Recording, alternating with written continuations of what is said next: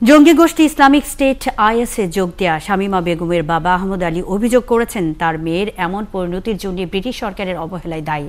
একাত্তরকে তিনি বলেন, বিশ্বের সবচেয়ে শক্তিশালী ব্রিটিশ ইমিগ্রেশনকে ফাঁকি দিয়ে কিভাবে ৩টি মেয়ে সিরিয়া গেল সেই প্রশ্নের উত্তর পেতে হবে। সুনামগঞ্জ প্রতিনিধি শামীম শামসকে সাথে নিয়ে বিস্তারিত জানাচ্ছেন মহিম মিজান।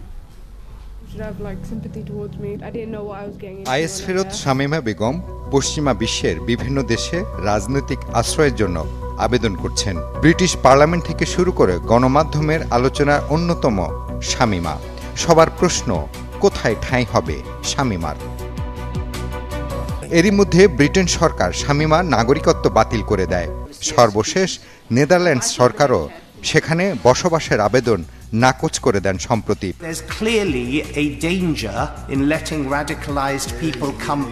শামীমার বাবা আহমদ আলী গেল 2 মাস আগে সুনামগঞ্জের জগন্নাথ উপজেলার উত্তর দাওরাই তার নিজ বাড়িতে ছুটি কাটাতে আসেন। একাত্তরের সাথে আলাপকালে তিনি বলেন, 4 মেয়ের সবচেয়ে ছোট এই শামীমা। স্কুল পড়ুয়া 3 কিশোরী কি করে ব্রিটিশ ইমিগ্রেশনের চোখ ফাঁকি দিল, এমনই প্রশ্ন তার মুখে।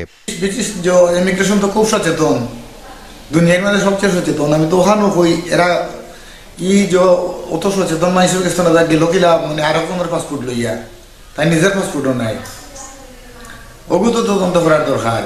একজন মেয়ে 1 মাস আগে গেছে, অনুমানিক 1 মাস আগে গেছে। অন্ততপক্ষে ব্রিটিশ সরকার ওখানে উচিত আছে যে স্কুল তারা সতর্ক হওয়া, তারা ওখানে তদন্ত করুক, তদন্ত করিয়া দেখুক কেন কি লাগেল এই আবেদা বাচ্চা। শামীমা বেগমের বাবা শামীমার ব্রিটিশ নাগরিকত্ব বাতিল করা সঠিক হয়নি বলে মন্তব্য করে একাত্তরকে আহমদ আলী জানান, শামীমা কখনোই বাংলাদেশে আসেনি, জন্মসূত্রে সে ব্রিটিশ নাগরিক। তাই ব্রিটিশ সরকারের উচিত শামীমার নাগরিকত্ব বাতিল না করে ব্রিটেনে ফেরত নিয়ে ব্রিটিশ আইনে তার বিচার করা।